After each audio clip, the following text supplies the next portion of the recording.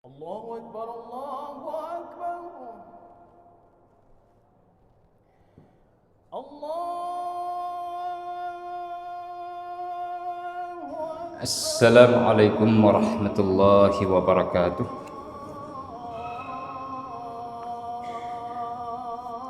Alhamdulillahi rabbil alamin. Wassalatu wassalamu ala asyrafil anbiya'i wal mursalin Sayyidina wa maulana Muhammad Imamil mufassirin wa qaidil muhaddithin Hujjatil fuqaha wa qudwatil awliya'i was salihin wa ala alihi wa ashabihi at-tayyibin at-tahirin. Sidang jemaah yarhamkumullah, para pendengar melalui siaran radio Baitur Rahman, Serambi FM dan Radio Republik Indonesia. Kembali pada subuh yang mulia ini dengan bersyukur kepada Allah Subhanahu wa taala serta mengharap ridha-Nya, kita lanjutkan kajian kita terhadap pembicaraan yang telah kita sampaikan pada pertemuan yang telah lalu, yaitu mengenai kelebihan ucapan Bismillahirrahmanirrahim, di mana di dalam ayat suci Al-Quran disebutkan innahu min Sulaimana wa innahu Bismillahirrahmanirrahim, serta pendapat dari para ulama di mana Imam Asy-Syafi'i mengatakan bismillah itu adalah merupakan salah satu dari ayat di semua surah di surah Al-Quran kecuali surah Al-Bara'ah, dan Imam Abu Hanifah mengatakan bismillah itu adalah merupakan surah yang tersendiri dan mandiri. Artinya surah bismillah itu diturunkan secara khusus, lalu kemudian dijadikan sebagai pemisah antara surat dengan surat di dalam Al-Quranul Karim. Ya, tentunya tidak termasuk surah Al-Bara'ah, ya, di mana surah Bara'ah itu tidak dibuka dengan basmalah. Adapun di surah An-Naml, basmalah itu adalah bahagian dari satu ayat. Dia bukan ayat yang utuh secara sendiri, tapi bahagian dari ayat suci Al-Quran. Karena itu orang yang berjanabah, orang yang sedang haid, orang yang sedang nifas boleh mengucapkannya, boleh membacanya, karena bukan ayat yang utuh secara mandiri. Terlebih ketika orang akan wafat, menjelang wafat, kadang-kadang orang dalam keadaan berjanabah, orang dalam keadaan nifas, orang dalam keadaan berhadas besar. Orang perempuan bisa sedang dalam keadaan menstruasi, karena itu dia boleh mengucapkan basmalah, sama dengan mengucapkan asyhadu an la ilaha illallah wa asyhadu anna muhammadar rasulullah, karena tidak ditulis dalam kitab suci Al-Quran secara utuh. Yang ada la ilaha illallah, jadi bahagian fa'alam annahu la ilaha illallah, ya. Falamma ataha nudiya ya Musa inni anallahu la ilaha illa ana fa'budni wa aqimis salata li dzikri, dan seterusnya. Sidang jamaah yang dirahmati Allah Subhanahu wa taala, itu tentang basmalah yang kita sampaikan pada pertemuan yang lalu. Sebagaimana kita inginkan, yaitu kita akan sampaikan di pertemuan ini kelebihan basmalah, yaitu ada 3 kelebihan secara umum. Pertama, basmalah atau bismillahirrahmanirrahim itu bisa menghilangkan atau memalingkan bala yang turun kepada kita atau yang sedang kita hadapi atau yang akan kita hadapi. Kemudian yang kedua, Bismillahirrahmanirrahim menjadi kunci pembuka semua keinginan dan hajat daripada kita, semua keinginan dan kemauan atau kehendak daripada kita, insyaallah. Sementara yang ketiga adalah Bismillah itu menjadi perisai, menjadi pembatas, menjadi pencegah semua semua kejahatan-kejahatan yang akan dilakukan oleh pihak-pihak lain. Artinya Bismillah itu sebagai perisai yang sangat tangguh dan kokoh yang akan melindungi kita dengan izin Allah Subhanahu wa taala. Ini yang akan kita sampaikan pada subuh yang mulia ini sebagaimana disampaikan oleh para ulama. Sidang jamaah yang dirahmati Allah, yang pertama yaitu basmalah mampu atau bisa menolak bala. Ini sebagaimana dikatakan oleh Al-Imam An-Nawawi rahimahullah di dalam kitab Al-Azkar, di mana Imam Nawawi mengambil sebuah hadis atau menukilkan sebuah hadis dari Ali bin Abi Thalib,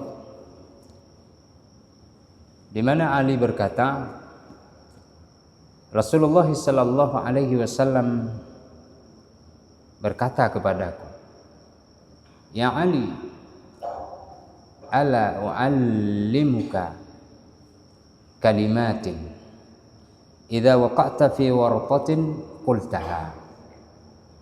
Maukah aku mengajarkan engkau beberapa kalimat di mana ketika engkau berada di dalam waratah, atau dibaca kata Imam An-Nawawi, waratah itu adalah halakah,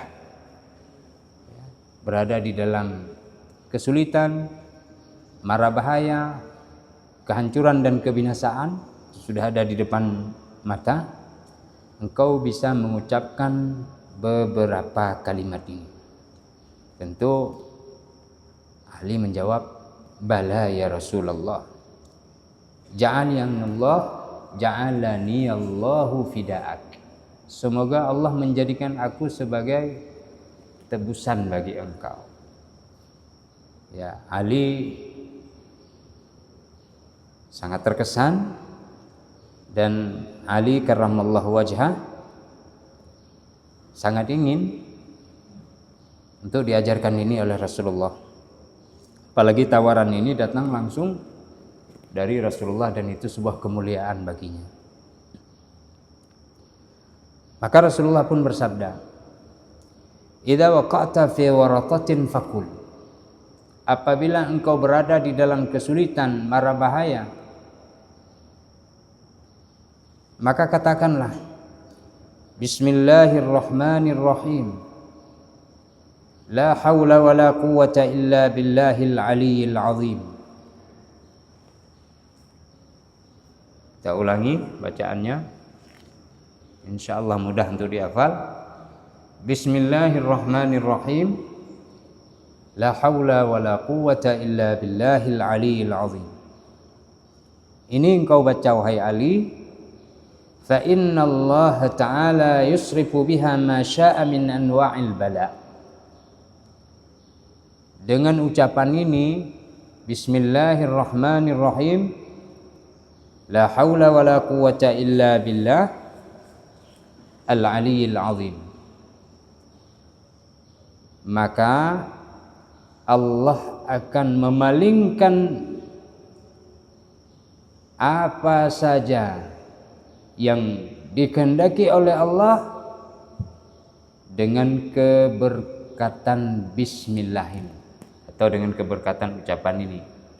Itu ucapan bismillahirrahmanirrahim, wala haula wala quwwata illa billahil aliyil azim. Ya, macam-macam balaknya kata Rasulullah akan dipalingkan oleh Allah Subhanahu wa taala dari engkau wahai Ali. Ini hadis diriwayatkan oleh Ibnu Sunni. Ibnu Sunni ini seorang ulama hadis yang sangat terpercaya. Beliau hidup di akhir abad ketiga hingga pertengahan abad yang keempat, rahimahullahu subhanahu wa ta'ala. Nah, jadi ini yang pertama, bismillah atau basmalah itu bisa memalingkan bala dari kita. Jadi sering-sering diucapkan. Ya. Yang kedua, sidang jamaah yang dirahmati Allah, al-basmalatu miftahu likulli matlub. Bismillah itu menjadi kunci bagi setiap keinginan daripada kita. Ada hadisnya diriwayatkan oleh Wahab ibnu Munabbih radhiyallahu taala anhu, di mana beliau mengatakan, innallaha ta'ala a'ta li hadhil kalimati sultanan lam yu'tiha li ghairiha minal kalimat. Kata beliau, ini Wahab ibnu Munabbih ini salah seorang sahabat. Beliau sebelumnya ahlul kitab, tapi kemudian menjadi muslim, dan keluasan ilmunya sangat diperhitungkan oleh para sahabat Rasulullah sallallahu alaihi wasallam. Kata beliau, sesungguhnya Allah Subhanahu wa taala telah menyematkan kepada basmalah, itu kepada kalimat-kalimat ini, kekuatan atau sultan, kemampuan atau kekuasaan atau bukti yang tidak diberikan kepada kalimat-kalimat selainnya.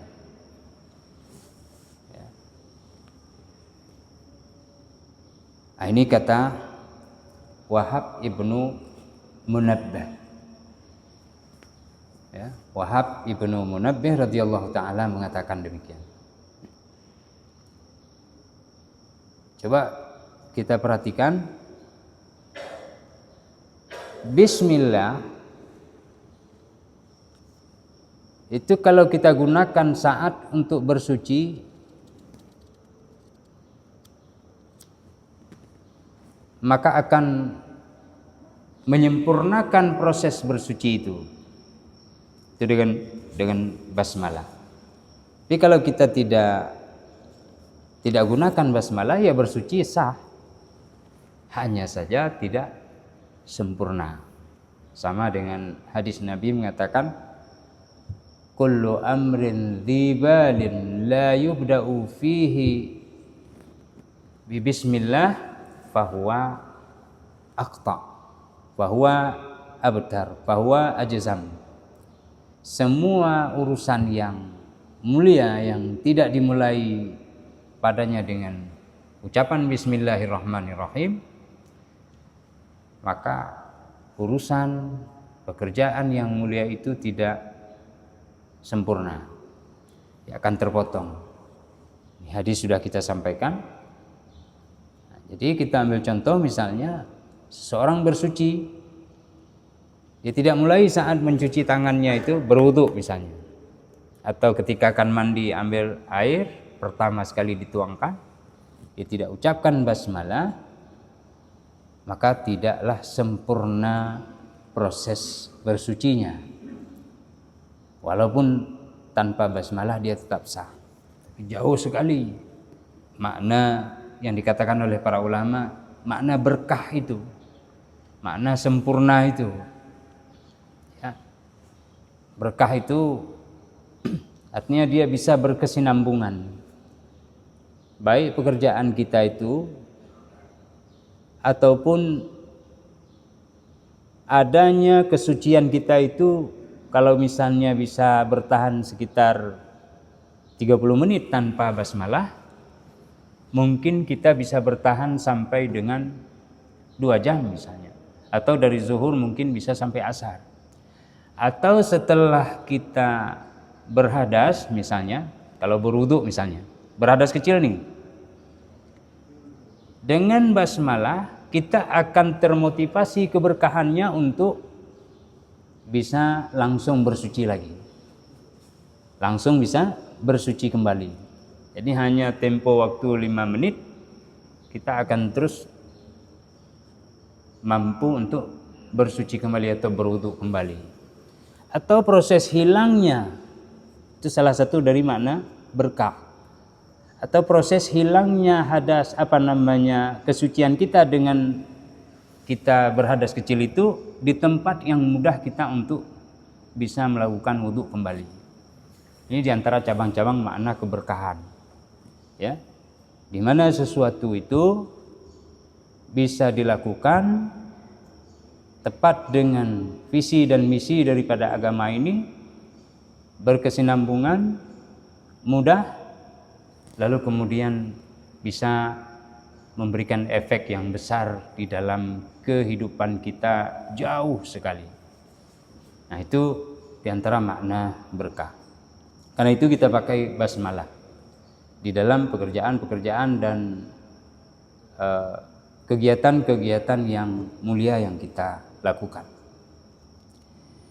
Kemudian juga contoh lainnya misalnya seseorang yang menyembelih, ya mungkin secara khusus di dalam mazhab Imam Asy-Syafi'i menyembelih dengan menggunakan basmalah itu sunnah, ya sunnah.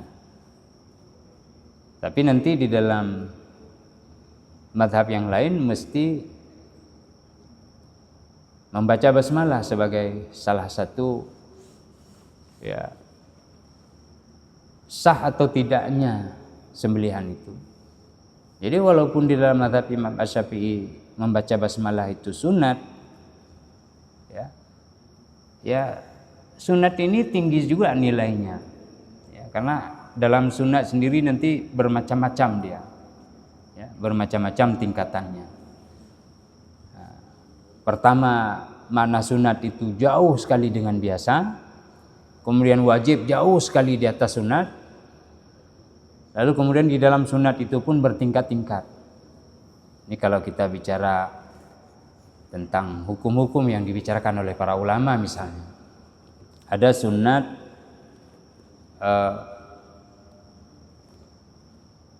namanya sunan atau sunnah yang biasa, ada yang muakkadah, ada yang mutlak misalnya.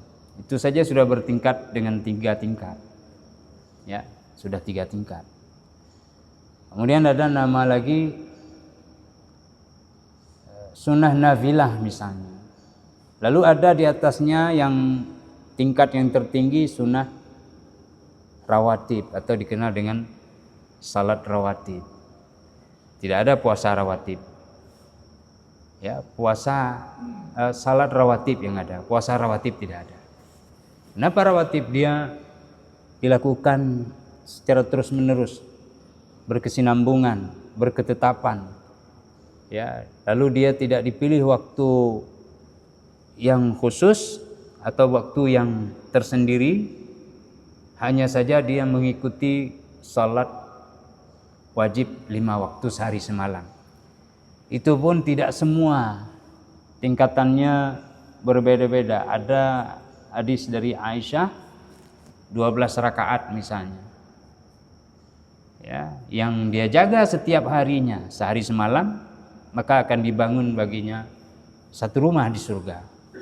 Kemudian 12 rakaat ini Siapa yang menjaganya dia telah melakukan kebajikan yang besar. Dan 12 rakaat ini bila dijaga setiap hari dalam 24 jam, maka dia akan dipalingkan oleh Allah dari api neraka. Ini ada dijanjikan oleh Allah dia akan terbebas dari neraka. Apa itu?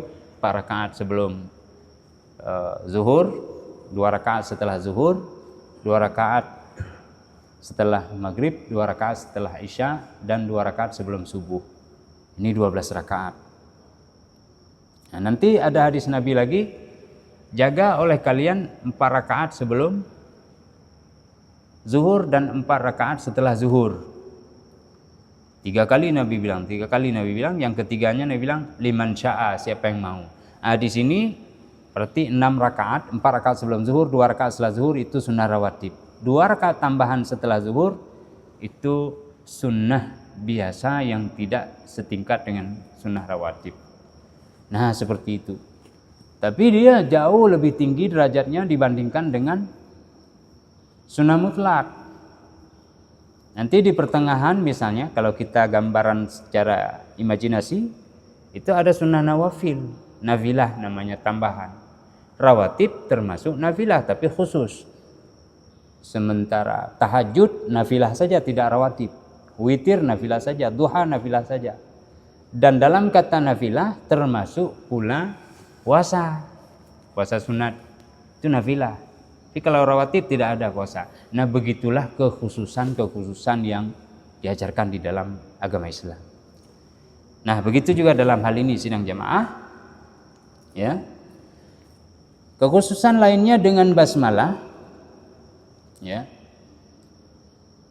Syaitan tidak akan mampu untuk menggoda manusia. Dia terbatas. Langsung dibentuk dinding yang begitu besar. Apakah dinding itu dari cahaya? Apakah dinding itu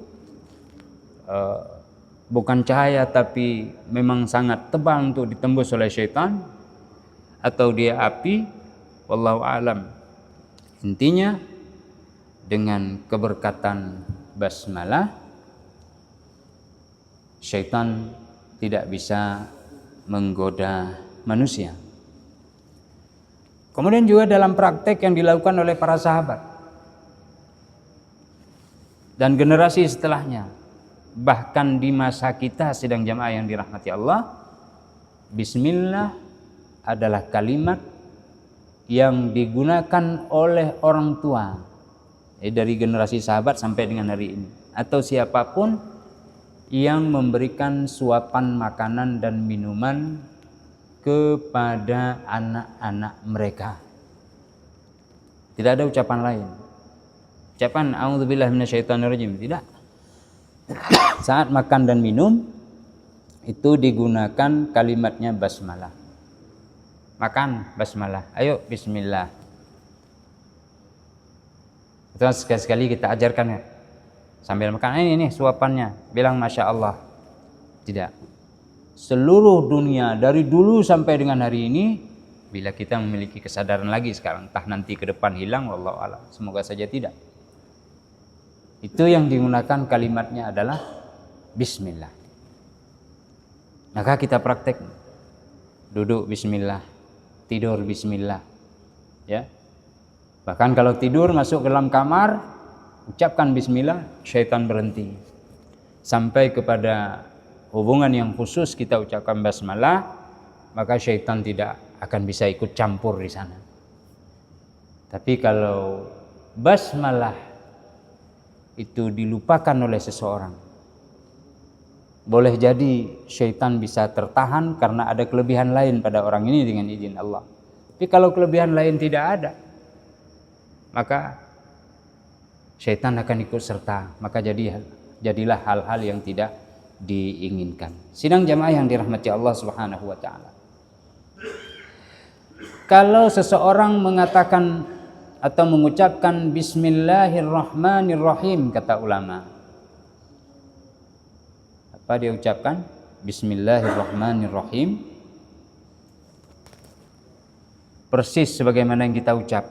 Kalau yang tadi bismillahirrahmanirrahim, wala haula wala quwata illa billahil aliyil azim, pengajaran Nabi kepada Ali. Ini pengajarannya kata ulama bismillahirrahmanirrahim saja. Yang semua kita, bahkan sampai anak yang baru playgroup di masa kita sudah bisa mengucapnya. Bahkan belum masuk playgroup, bismillahirrahmanirrahim, walaupun dia agak tilu bahasa Aceh, agak apa bahasa Indonesia namanya, gagap ya, agak gagap dia berbicara dengan mengucapkan basmalah, tapi semua bisa tahu. Sampai yang kepada tua renta yang sudah tidak ingat yang lain, tapi ini ingat Bismillahirrahmanirrahim katanya. Nah, sudah terbiasa. Kalau dia ucapkan ini dengan sungguh-sungguh, ya, dengan sungguh-sungguh dia ucapkan. Lalu dia masuk ke dalam lautan, atau dia masuk ke dalam api, atau masuk ke sebuah lembah, di mana di lembah itu ada ular dan kalajengking atau binatang-binatang yang berbisa, maka dia tidak akan tenggelam itu di lautan tadi. Dalam api dia tidak akan terbakar. Kalau di lembah yang atau di sebuah ruangan yang dipenuhi dengan ular dan kalajengking atau binatang yang berbisa, maka dia tidak akan disengat, tidak akan dipatuk. Ya, dengan bismillah, syaratnya adalah dia ucapkan dengan kejujuran di dalam hatinya. Nah. Kemudian bila seseorang membacanya, ini sebagaimana dikatakan oleh para ulama, apabila seseorang membacanya di bahagian kepala sebuah kubur yang di dalamnya itu adalah seorang mukmin, maka yurfa'u anul adzab bi barakatiha, kata ulama. Azab akan diangkat dengan berkah kalimat bismillah. Ya. Itu kata para ulama. Jadi jangan nanti lalu ada pikiran kita, mana mungkin tak terbakar di laut, tak tenggelam. Sudah dilakukan oleh generasi para sahabat, tabi'in dan orang-orang yang saleh, para wali, para aulia, dan juga dilakukan oleh orang yang martabatnya biasa. Itu banyak contoh, sehingga para ulama berkesimpulan demikian. Dan ini adalah sebagaimana dikatakan tadi oleh Wahab ibnu Munabbih radhiyallahu taala anhu, bahwa kalimat ini diberikan kekuatan yang tidak diberikan kepada kalimat yang lainnya menurut pengetahuan dan istimbat oleh beliau. Sidang jamaah yang dirahmati Allah, itu yang kedua, yaitu bismillah adalah menjadi kunci semua keinginan atau setiap keinginan kita. Yang ketiga, sidang jamaah yang dirahmati Allah, keutamaan basmalah yang lainnya adalah sebagai hijab, ya, sebagai perisai yang sangat kokoh dan tangguh. Ya. Ada kisah disebutkan, seseorang ingin masuk ke dalam rumahnya, tapi dia tidak membaca basmalah, maka syaitan akan ikut bersamanya.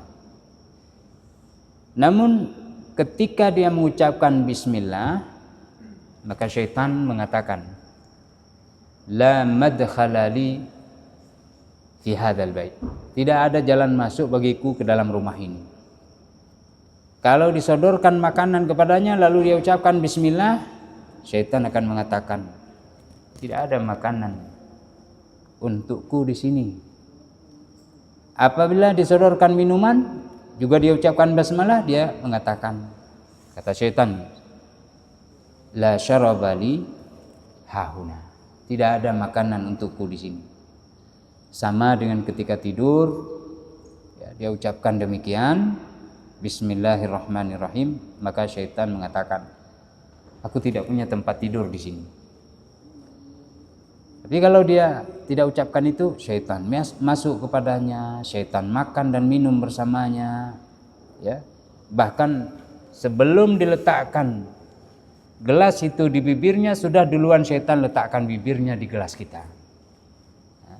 Maka bisa dibayangkan, ya, kemudaratan yang akan menimpa kita dengan sebab kita tidak membaca atau lalai dari membaca bismillah.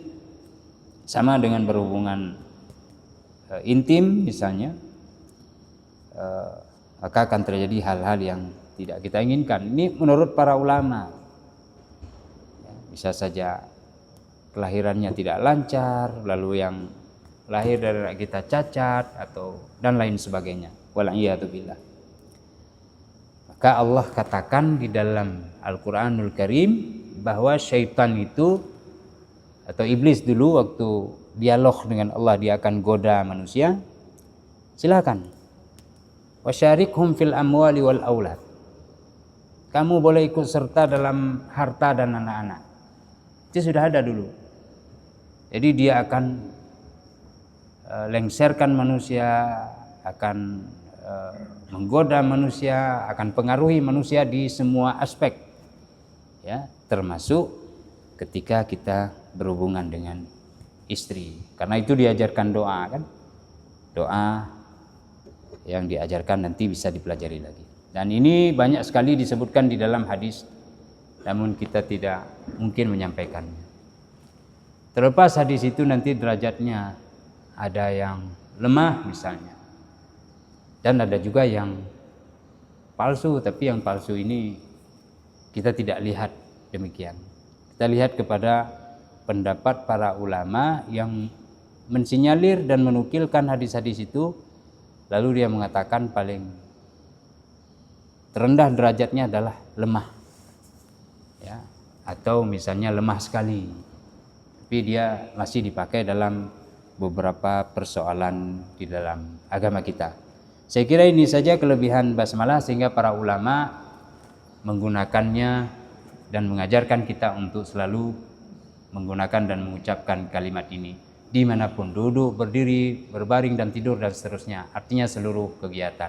Ini saja mungkin sebagai penutup bagi kita untuk membicarakan tentang basmalah. Insyaallah pada pertemuan yang akan datang kita akan bicarakan beberapa persoalan-persoalan lainnya dengan izin Allah Subhanahu wa taala. Ini saja, terima kasih. Billahi fisabilil haq, subhanakallahumma wa bihamdika asyhadu an la ilaha illa anta astaghfiruka wa atubu ilaik. Assalamualaikum warahmatullahi